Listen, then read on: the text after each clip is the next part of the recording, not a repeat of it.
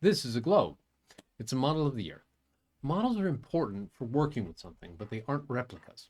For example, this globe has texture. See how the mountains are raised? These mountains would be far higher than Everest if they made to scale. Also, the equator probably doesn't have a mold line. There are several things about this globe like that, and through selective abstraction, we can use it to better understand the world and mass manufactured globes. A lot of people forget that representing reality with models is the core of using Quaternions. Quaternions are a mathematical model that can be used to model rotations in 3D space in an effective and repeatable way. They abstract reality to specific parameters for a specific purpose. I'm going to discuss 5 approaches to models. Looking at models these ways help me understand Quaternions better. Mathematics, the core of Quaternions, is interested in building internally consistent models. When you say 1 plus 1 orange is 2 oranges, or calculate the diameter of the Earth, you're trying to build an internally consistent system representing the properties you care about. 2 oranges aren't exactly identical, but you consider them identical until it affects your model. Quaternions mathematically are advantageous over simpler Cartesian-based rotations because they stay internally consistent under more conditions. They don't make complete sense in some situations because multiplication isn't commutative in 4x4 matrices, and it involves 4x4 matrices at all. But overall, the math is repeatable and works. Unfortunately, there's not really an easy physical diagram for end users to grasp with Quaternions. So, for example, in Unreal Engine, user interfaces use Cartesian rotations for representation and then convert what the interface shows to Quaternions for calculations. In science, by contrast, you want to explain existing phenomena in as accurate a manner as possible. So you build a model to represent phenomena as cleanly and repeatedly as possible, and then expect a mathematician to figure out math that works appropriately. Scientists are about observation, classification, and understanding.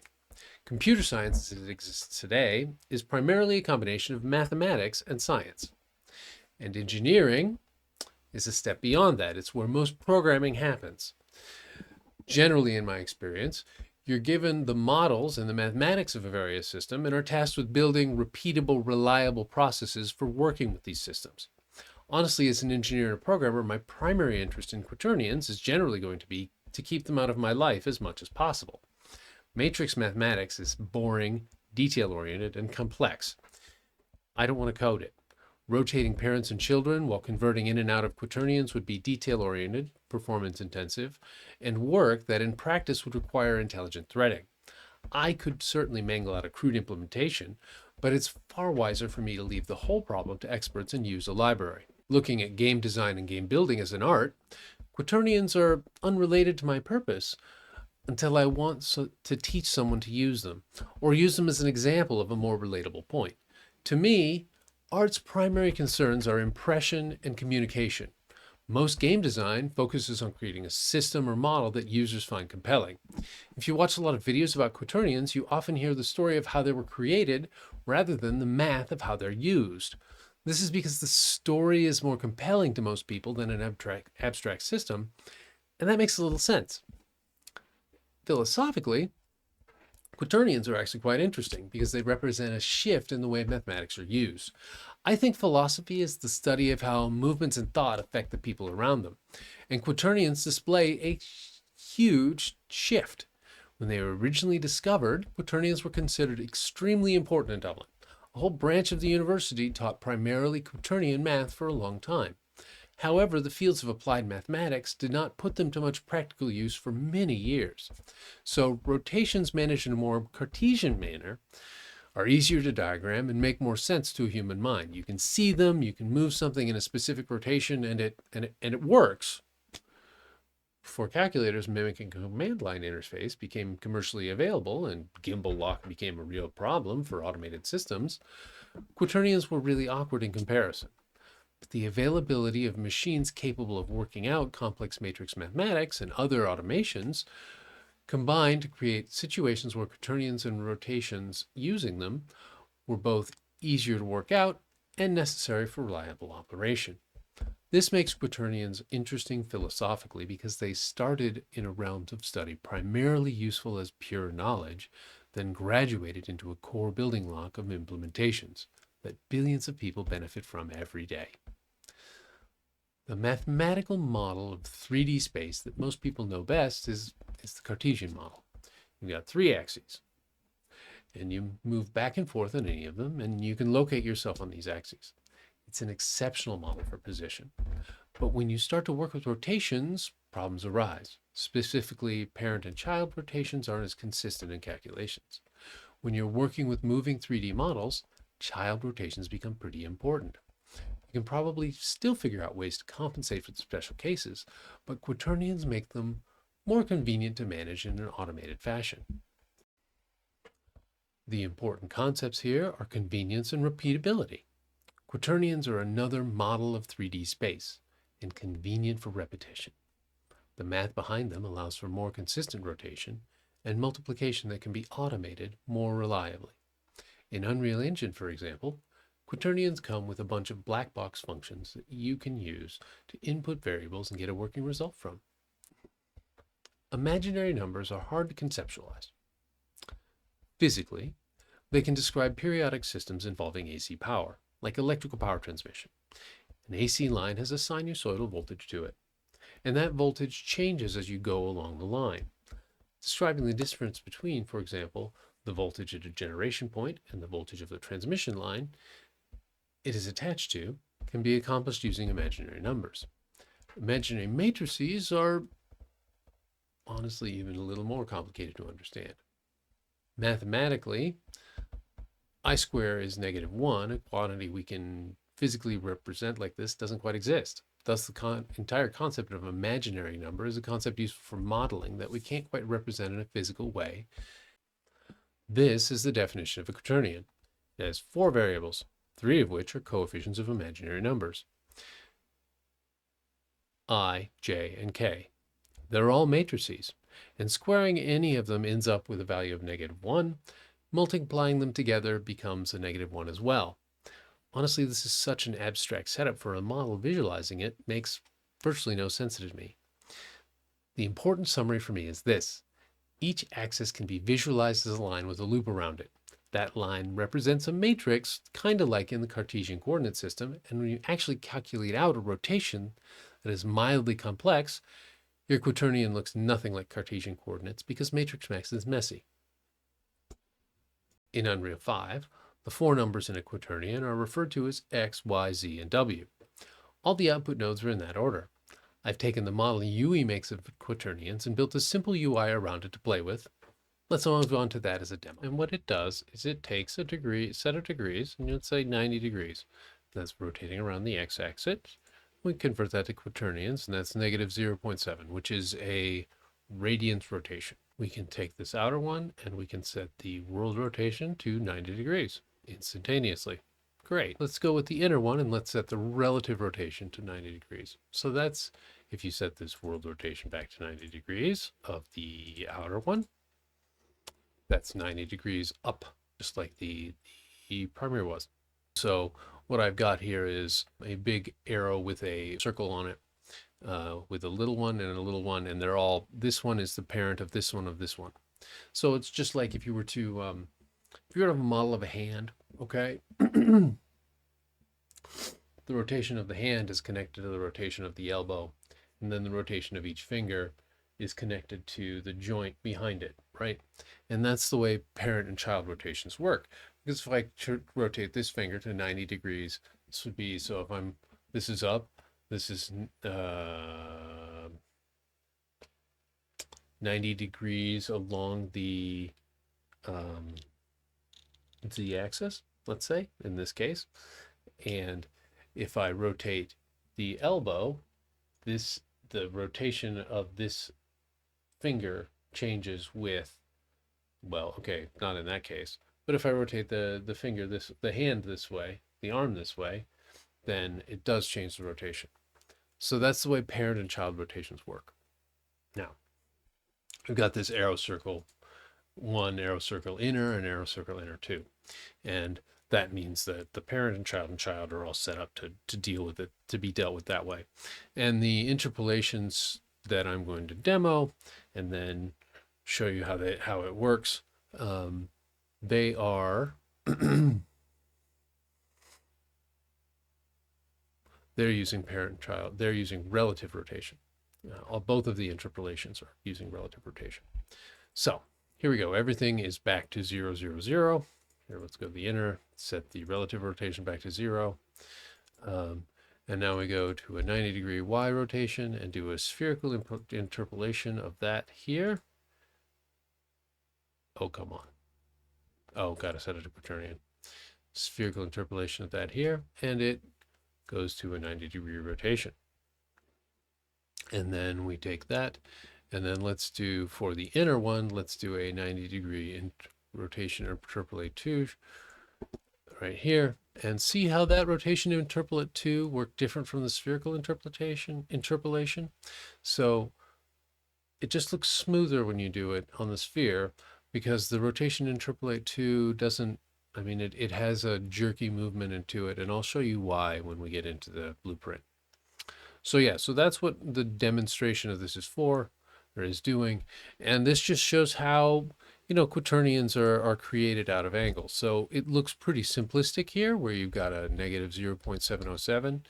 But then when you change 90, 90, 90, but if you get things a little more complicated, things start to get very, they stop making a lot of sense as far as your raw numbers are concerned. I could probably adjust this a little so you can see the whole numbers, but honestly, these quaternion numbers don't mean anything to me. The degrees, which are set up on the 3 axes, they just make a lot more sense to me personally. And I would assume that's probably true of you as well. So here we go like this, and we train the middle one on a spherical interpolation, and it does this, nice smooth route. But when we do it again with the rotation interpolate 2, a little weird. Note that these 2 buttons are also doing an additive rotation, whereas these are doing an absolute rotation. So if we go back here, we go to set the middle to a 90, 0, 0. It's going to do a spherical interpolation that ends up with a bug. Can I set the world rotation? Yeah, okay. Oh, right. So if I set the relative rotation or the world rotation, it's going to end up with a very, this 90, 0, 0, because these are absolute and then this is relative. Great. So now let's look at the way the blueprints for this are set up. Before we get into how all this is working, let's talk a little bit about the input system. I've got this set up so that you can input X, Y, Z, and W. X, Y, Z, and W are then, when you push the convert degrees to quaternions, they are all then used to create a rotator. And that rotator is then set to be the current rotator. And in the text boxes for the quaternions are also set to the values of X, Y, Z, and W that are generated there. Afterwards, if a button is pushed in the rotator action tray, each of these buttons has an object associated with it. And that object is one of these blueprints that calls a rotate object function in the object attached to it, and the object attached to it is then used to rotate the object that's a target object. And that way we end up with a fairly decoupled system where you have rotators, you have rotated objects, and everything moves fairly smoothly. The basic functions here are setting world rotation and setting relative rotation. So you pass the rotator in, the actor in, to this set world rotation function as well as the target object, and it rotates. This is mimicked in the relative rotation type thing. Simple. Very, very simple. Gets more complicated when you do things over time, which I am doing in these other two. Now we're going to start with the slurp because the slurp is actually a simpler setup. So what we've got with the slurp is a timeline. So a timeline is it's a variable that's with a period attached to it. So this timeline is set up to have a linear out where it goes from 0 to 1 over the course of 4 seconds.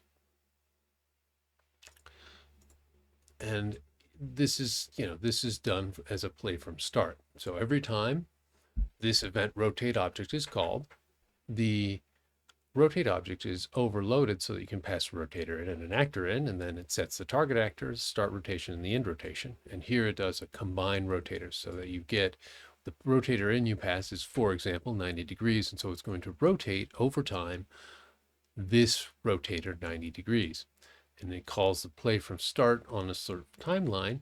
And every time it updates, it sets the actor relative rotation to a spherical interpolation between the start rotation and the end rotation, which means that it's on a sphere. It takes the